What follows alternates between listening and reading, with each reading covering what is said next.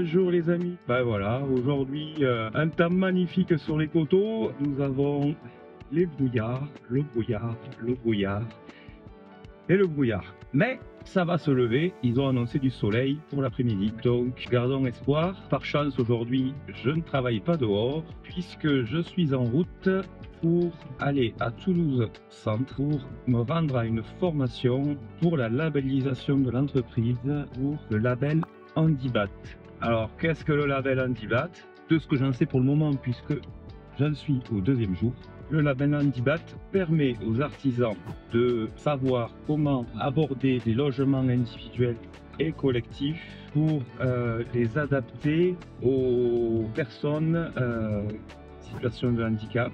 Nous apprenons aussi la notion de handicap, quels sont les différents types de handicap et du coup quels sont les différents types d'adaptation nécessaires. On pense souvent aux fauteuils, c'est pas forcément les fauteuils, il y a plein d'autres handicaps comme par exemple des maladies dégénératives qui arrivent progressivement pour certaines et du coup on doit prévoir l'adaptation des logements sur du long terme. On apprend aussi à chercher du soutien auprès des ergothérapeutes pour adapter les logements parce que nous on est artisans, on n'est pas ergothérapeutes et donc des fois on peut être un petit peu nous aussi démunis par rapport à l'adaptation des logements. Alors c'est pas toujours évident pour le client chez qui on va, surtout quand on le connaît pas et que c'est un prospect, mais parfois il est nécessaire de faire intervenir un professionnel de santé pour savoir qu'est-ce qu'il faut réellement faire dans ce logement. Voilà.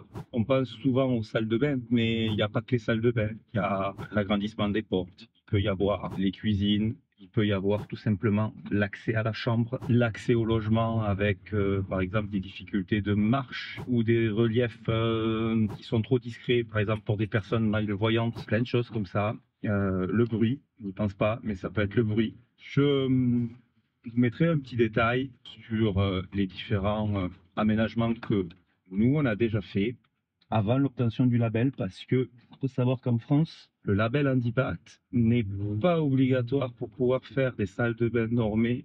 Ceci dit, quand on est artisan et qu'on n'est pas du métier du médical à l'origine, je pense que faut pas s'improviser. Et c'est nécessaire de faire ces formations-là, même si elles sont pas obligatoires, juste pour pas se planter et que les personnes qui en ont besoin n'aient pas de problème. Bon, je peux pas vous amener sur le lieu de la formation, mais aujourd'hui, on va se mettre à une situation de handicap provisoirement, c'est-à-dire qu'on va nous faire essayer, par exemple, des différents masques qu'on va nous mettre sur les yeux pour tenter de simuler les différents types de cécité qu'il peut y avoir. Pas aussi se mettre en situation en se mettant dans un fauteuil roulant pour essayer de passer des obstacles, des portes, ne serait-ce que se déplacer dans la salle de formation, des choses comme ça. Voilà, pour se rendre compte des difficultés que les gens peuvent rencontrer. Évidemment, dans la formation, on aborde aussi la question des subventions, des aides. Il peut y avoir des aides territoriales, il peut y avoir des aides locales. Et il y a principalement une aide qui est MaPrimeAdapt. J'en profite pour dire que je ferai peut-être une petite vidéo sur MaPrimeAdapt. Il y a aussi parfois des incidents de la vie qui font que il y a un accident de la circulation. Et des fois, suivant le cas, il peut y avoir des prises en charge par les assurances. Alors, il y a toujours le cas particulier des personnes qui, malheureusement, ont moins de droits qu'à d'autres. Malheureusement, nous, les artisans, on n'y peut rien. Ça, parce que ça m'est arrivé de rencontrer ce genre de situation.